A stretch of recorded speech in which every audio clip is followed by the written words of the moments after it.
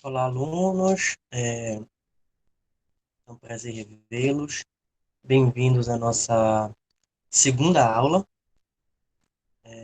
Hoje nós vamos, depois de termos feito aquela breve diagnose em relação às práticas de leitura e interpretação textuais, hoje nós vamos adentrar especificamente nos conteúdos que estão previstos para essa fase do curso de vocês. Deixa eu só compartilhar aqui a tela com vocês, depois a gente vai ver hoje.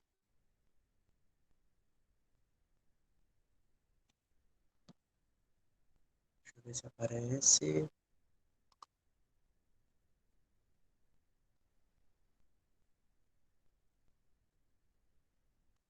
Acho que está aparecendo. Deixa eu só ampliar.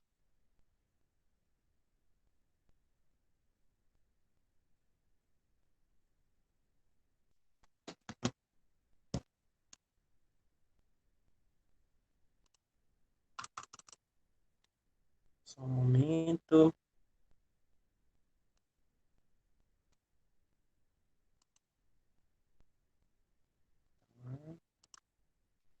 Agora é só ampliar a imagem.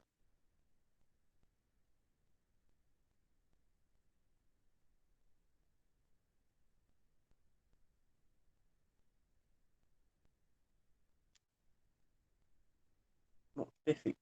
Então, hoje a gente vai começar a estudar um novo tópico dentro do que está programado para ser estudado dentro da fase do curso de vocês. E a gente vai começar então estudando os processos semânticos de uso da língua portuguesa especificamente. E como é que isso se dá em diferentes textos e diferentes situações de uso. Tá? Então, para a gente começar estudando, a gente precisa se perguntar o que é o estudo da semântica. O que é a semântica dentro da língua portuguesa? Bom, de modo geral, a gente vai poder entender que a semântica ela vai se debruçar a estudar como os falantes de uma língua vão atribuir significado a diferentes palavras e sentenças. Ou seja, o interesse da semântica é tentar analisar como é que nós, falantes de língua portuguesa, é, visualizamos um determinado objeto e atribuímos uma palavra para significar a existência daquele objeto. Né? E aí, depois de analisar as palavras, ver como é que a organização das palavras dentro de uma sentença pode também distinguir o valor ou o sentido que determinado objeto vai ter. Para a gente entender especificamente como é que essas atribuições de sentido e os possíveis problemas de linguagem que existem, a gente vai começar estudando hoje especificamente os processos de ambiguidade, em que a gente tem normalmente um termo que, a depender da situação, vai poder significar diferentes coisas, mas o contexto, principalmente, vai sinalizar qual o sentido que aquela palavra ou aquela frase vai obter naquele determinado contexto.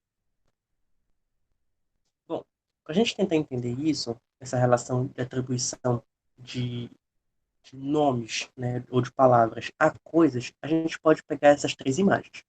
Bom, se a gente for pensar essas três imagens, a gente pode colocar da seguinte forma. A primeira imagem aqui, né, a gente está vendo uma cadeira, né? Então, a palavra cadeira é o termo dentro da língua portuguesa que a gente usa para significar esse objeto, que é utilizado para se sentar, para descansar, enfim, para tentar organizar a função desse objeto. Então, para a gente sabe que cadeira serve para sentar. Outro aspecto, na verdade, outro objeto, que não necessariamente é um objeto material fixo, mas que também vale o processo de atribuição de sentido, são as comidas. Então, a gente tem, por exemplo, aqui um pudim.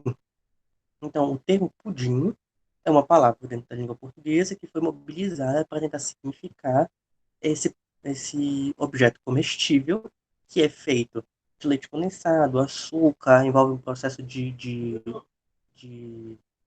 fervura de alguns condimentos, enfim. Todos esses processos foram organizados a partir do termo pudim para significar algo que se pode comer e que é doce. Nesse terceiro elemento, a gente tem, então, aqui o termo manga, né? E aqui a gente já entra na dificuldade da própria ambiguidade, porque aqui vocês vão entender que manga é o fruto, né? Porque a gente tem uma imagem aqui para significar esse significado do objeto.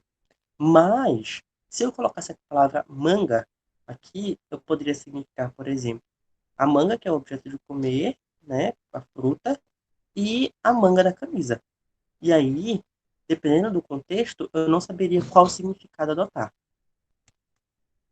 Mas aí, para a gente entender efetivamente como é que a ambiguidade se dá, ou na verdade, como é que uma mesma palavra pode significar diferentes coisas, a gente pode adotar o seguinte exemplo. O termo banco. A gente tem aqui três imagens, né? Essa foto aqui do Banco Itaú, um banco da praça e um banco desses que a gente tem para sentar, né? Que a gente chama de banquinho, de banquinho majoritariamente. Observem que é uma palavra que vai significar três objetos distintos. Então a gente tem o banco enquanto instituição financeira, né? Que se organiza a partir da gestão monetária. A gente tem o Banco da Praça, que majoritariamente é. Opa, desculpa, passei sim.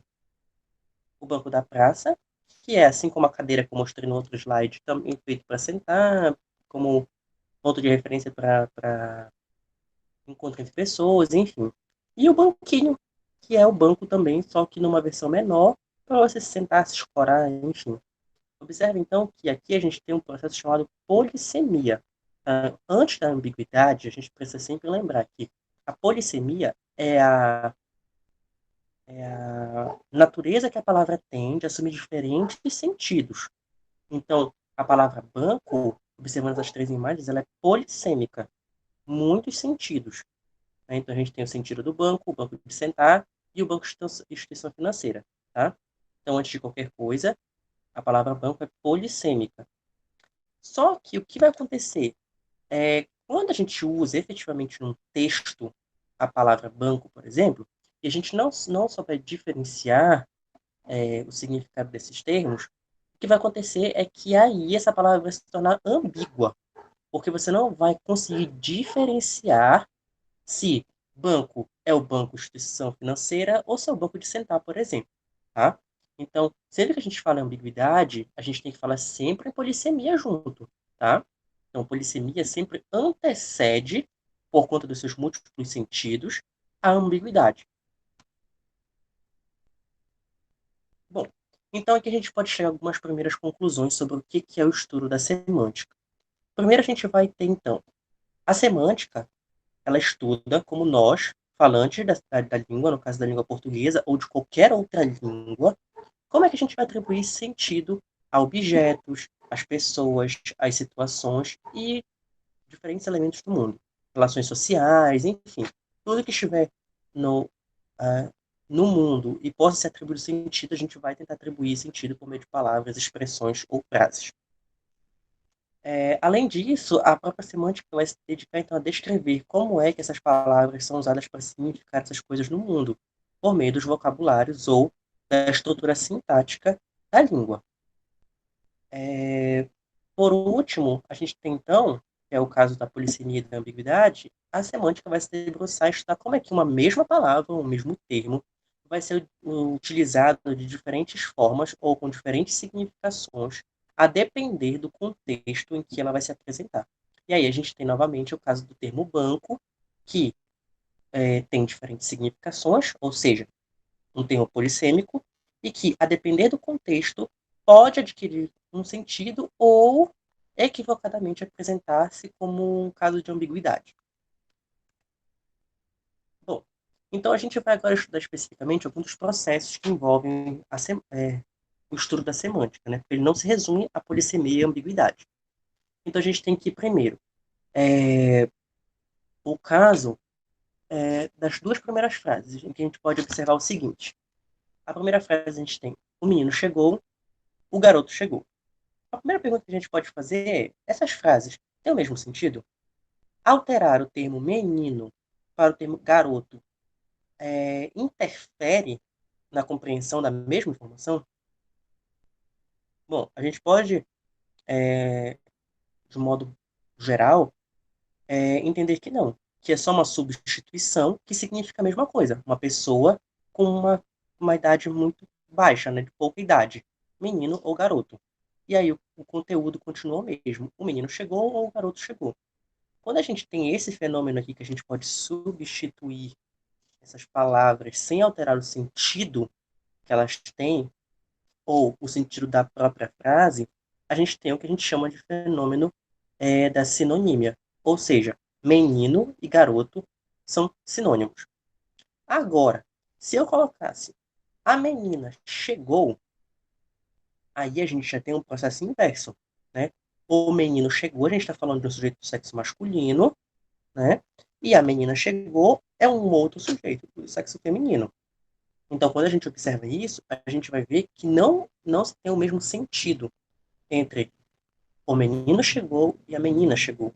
Né? Então, menino e menina são palavras opostas, aqui tem sentidos opostos, e por isso, desculpa, gente, uma moto passando, tá? Menino e menina têm sentidos opostos e por isso eles são antônimos, ok? Agora, quando a gente pensa nas frases, aqui a gente estava analisando até o momento a questão das palavras. E aí,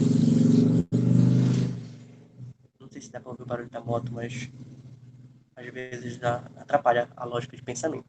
Então, por isso que eu prefiro pausar. Bom, vamos lá. Então, até aqui a gente analisou como é que os sentidos se alteram em relação a vocabulários específicos, né, a palavras. Agora, pensando na análise das frases, a gente pode ter o seguinte fenômeno, né? A gente tem que João comprou alguma coisa. João comprou um carro. Então, a primeira pergunta que a gente pode fazer é: você sabe o que João comprou em ambas as frases?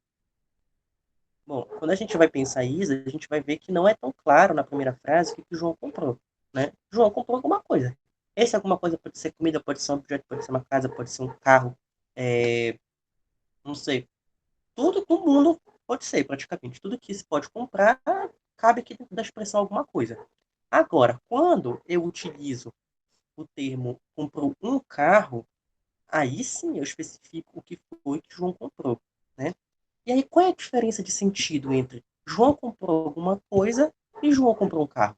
Bom, quando a gente vai pensar na lógica de sentido, a gente vai ter o quê? Primeiro, o termo carro, ele vai ser um tipo de termo que vai especificar a expressão alguma coisa, né? Então, quando a gente pensa em alguma coisa, uma série de elementos, que a gente não pode nem contar aqui, porque são tantos, e carro vai ser a especificação de um desses elementos. Então, João comprou alguma coisa, mas o que ele comprou? Um carro. Então, você consegue especificar o que o sujeito da frase comprou. Então, o termo carro, ele, ao especificar essa expressão alguma coisa, ele vai funcionar como outro fenômeno semântico que se chama hipônimo. Então, a gente tem o hipônimo e o hiperônimo. O hiperônimo aqui é a expressão alguma coisa, que é um termo que os termos que a gente usa, na verdade, na língua, para significar coisas muito gerais, né? Enquanto que os hipônimos são os elementos que cabem dentro dessa expressão maior. Como é que a gente pode entender isso especificamente em relação ao termo carro? Aqui a gente tem, por exemplo, transporte, motor, carro ou moto. Observem, transporte é o hiperônimo. Pode ser qualquer tipo de transporte. Bicicleta, moto, carro, não sei quais outros tipos de transporte que podem existir, mas todos os transportes é, são abrangidos pelo termo transporte, né? Aí, quando a gente fala em motor, a gente já especifica alguma coisa, né? A gente vai dizer, então, que os tipos de transportes que eu estou falando têm motor. Aí a gente especifica, por exemplo, em carro e moto. Então, a gente tem a primeira relação, dado o termo transporte como hiperônimo, né, aqui na situação, o termo motor como hipônimo. No caso, hipônimo de transporte. Tá? Agora, se a gente for pensar novamente nessa relação de hiperônimo e hipônimo, a gente vai pensar, por exemplo, motor, e a gente tem duas opções, que é carro e moto. Né? Então, aqui, a gente teria, por exemplo, o seguinte caso, de motor ser agora o hiperônimo e carro, por exemplo, ser o hipônimo de motor. Então, observe que você precisa sempre estar pensando, quando você tenta refletir sobre o que é hiperônimo e hipônimo, qual é o termo mais abrangente e qual é o termo mais específico. Aí você consegue identificar o que é hiperônimo e o que é hipônimo, tá? A gente não pode generalizar e dizer, por exemplo, que motor é sempre o hiperônimo de carro, porque aqui a gente pode observar que, na verdade, transporte é o hiperônimo, ok? Bom, mas vamos tentar praticar um pouco dessa série de informações que eu joguei aqui para vocês, a partir de um gênero específico. Bom, aqui a gente tem uma propaganda que diz o seguinte: você pode fechar um grande negócio sem uma boa propaganda, o seu. Bom, quando a gente se depara com esse tipo de informação, a primeira coisa que a gente pode perceber aqui é que há um alto teor de ironia na peça publicitária, né? Porque o que acontece? Você pode fechar um grande negócio sem uma boa propaganda. Até aqui a gente pode achar que é, o texto vai defender que não é necessário para nenhum tipo de empresa que haja um, um investimento em propaganda como forma de angariar mais lucro. Né? Só que o que acontece? A segunda frase vai dizer uma informação totalmente diferente em relação a em relação especificamente a que o que vai fechar o grande negócio não é um lucro, mas fechar a empresa. Tá? E aí, quando a gente pensa nesse termo fechar grande negócio, aí a gente pode começar a pensar o processo de ambiguidade e de polissemia. Peraí, pessoal, deixa eu só fechar aqui a janela, que começou a chover. Deixa eu... Rapidinho.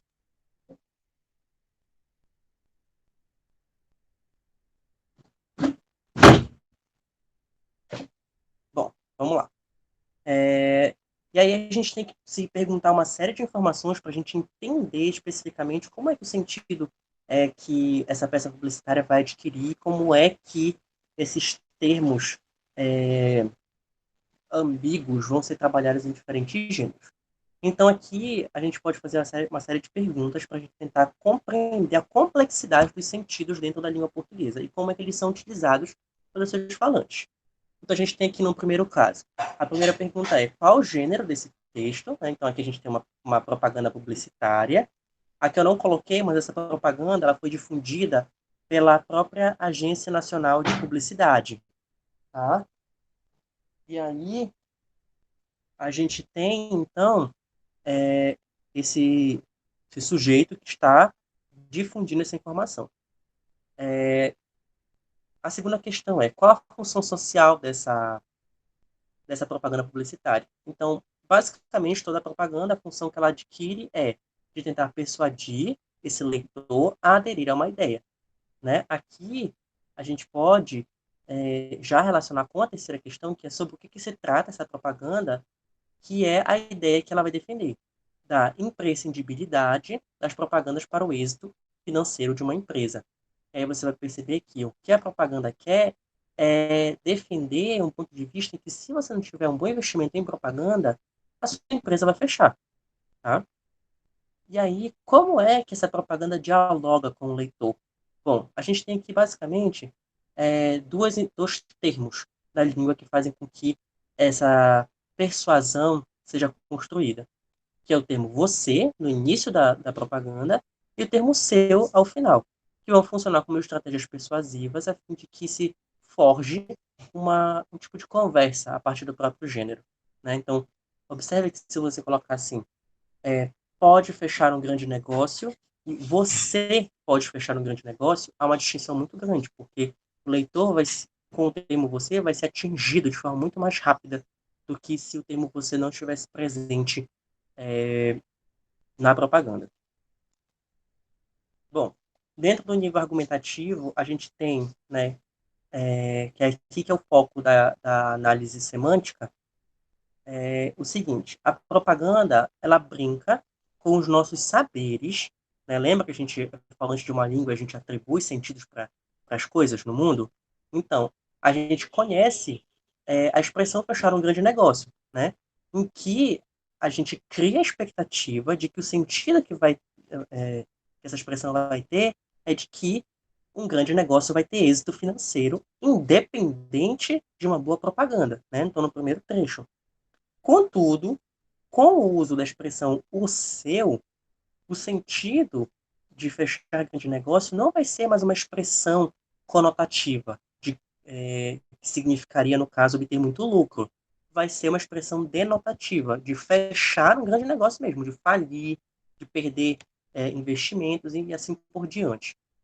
E aí, então, o termo fechar grande negócio, ele se torna polissêmico a partir do momento em que ele pode significar êxito financeiro ou fechar efetivamente uma empresa, enfim.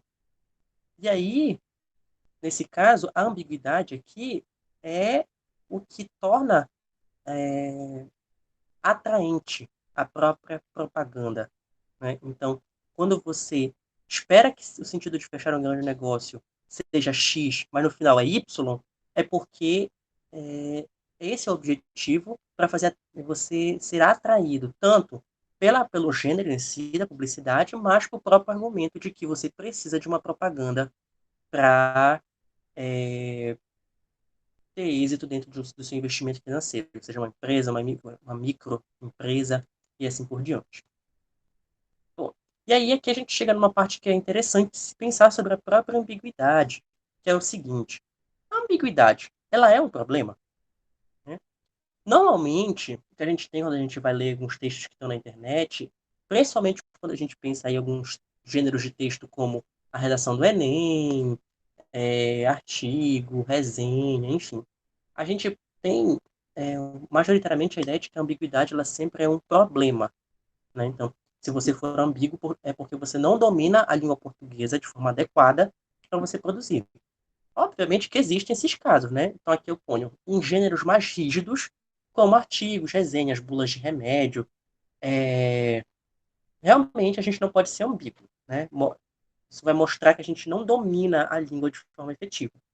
Contudo, existem gêneros que a ambiguidade ela se torna uma estratégia muito eficiente, como é o caso da propaganda, desculpa, que a gente analisou. Então, aqui, o termo fechar um grande negócio, ele não é um problema. Na verdade, ele é o ponto específico e mais produtivo da propaganda, porque é onde ele vai brincar com o imaginário do leitor para tentar defender um ponto de vista. E aí, a partir disso, gerar, por exemplo, o efeito de humor. Bom, então, basicamente, o que a gente tem para a aula dessa semana é entender que, primeiro, todo o processo de ambiguidade ele se baseia primeiro no processo de polissemia. A gente tem que entender que dentro do processo de ambiguidade existe a ambiguidade por meio das palavras e por meio das frases, ok? E aí a gente tem que entender como última informação que a ambiguidade nem sempre é um problema de escrita e que vai depender muito da análise que você faz do gênero textual que você está lendo, do objetivo daquele gênero e de como as informações foram organizadas para defender um determinado ponto de vista, ok? Bom, então, como atividade da semana, é, eu selecionei aqui para vocês uma tira, tá? Em que eu quero que vocês analisem, a partir disso que foi pontuado nessa aula, quero que vocês analisem como é que os elementos de uma língua são organizados de forma ambígua e se essa ambiguidade é adequada ou não, ok? Então, aqui eu tenho algumas questões propostas. Assim como eu fiz lá com o gênero da publicidade, eu quero que vocês façam a mesma coisa. Então, aqui eu pergunto, qual o gênero do texto sobre qual tema esse gênero trata, qual o efeito da leitura do texto, se ele é cômico, se ele é trágico, e por que você entendeu ele como cômico ou trágico. Se o texto apresenta uma ambiguidade, E eu quero que vocês identifiquem qual é a palavra ou expressão que caracteriza essa ambiguidade e quais são os sentidos que essa ambiguidade tem, como é que ela vai se construir. E a última questão, que é como a palavra ambígua, ou seja, aqui eu já meio que dou a resposta, né? Que não é uma expressão, mas uma palavra, se relaciona aqui é as figuras, tá? As figuras é, das bananas para construir a ambiguidade. Ou seja, como é que a palavra se relaciona com a imagem para construir a ambiguidade, ou efetivar ela de modo mais exitoso, ok? Então, até aqui a gente vai parar a nossa primeira aula, e na próxima aula a gente vai estudar especificamente os fenômenos, desculpa, dos hipônimos, dos hiperônimos e dos parônimos, ok? Então, basicamente a nossa aula por hoje é isso. Eu vou só encerrar a gravação para não se estender mais. E então eu encontro vocês na próxima aula, tá?